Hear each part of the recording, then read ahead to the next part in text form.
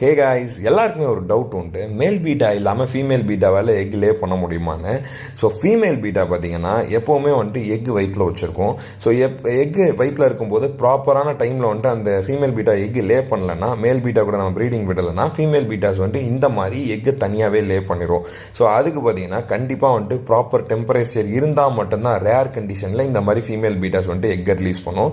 So இந்த மாதிரி female betas வந்துட்டு ஒரு சிக்கான பீட்டாவோ அன்ஹெல்தி பீட்டாவோ நினச்சிங்கன்னா அப்படிலாம் கிடையவே கிடையாது.